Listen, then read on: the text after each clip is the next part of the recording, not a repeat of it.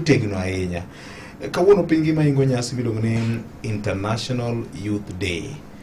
Abro chako kodi Linus. Nochakore karang'o gi dwaro mane?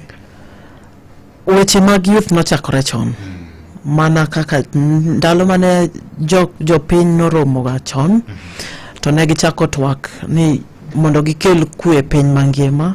Mano higa 1965 mano mokwongo. Kasto machiegni 1991 e piny mar Vienna in Austria. Ne youth propose ne gidwaro Youth Day. Mane oduogo migi Youth Day.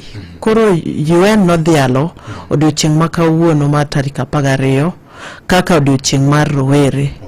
Mondo ging'i twak jurowere pitia gine kalo kuom tembe mang'eny.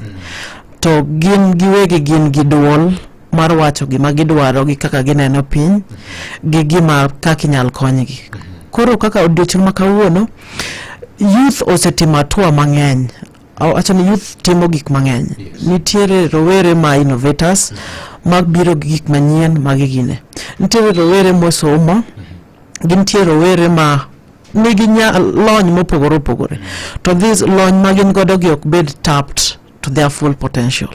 Koro watemo mondo wa push these our agendas on a global space.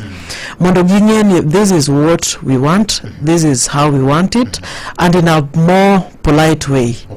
Yes, koro mane gima watimo, to moloyo kaka sani rowere be pitia changamoto mang'eny and wang'eny sani.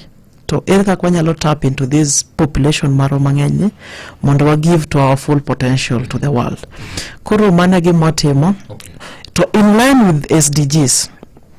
Koro SDGs gin goals ma pinje no set. Ok gin gik mawendo, gin kaka nitie jok mok nyal poverty dhier. Watemo mondo wa fight dhier. Ere kaka wanyalo golo dhier e gwengewa, e ground kama wantie utewa.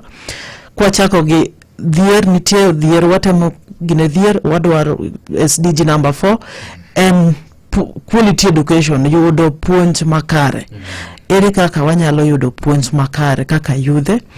Ere kaka wanyalo promote gender inclusion, gige both girls and women, mondo bede this spaces economic empowerment, giyud quality education.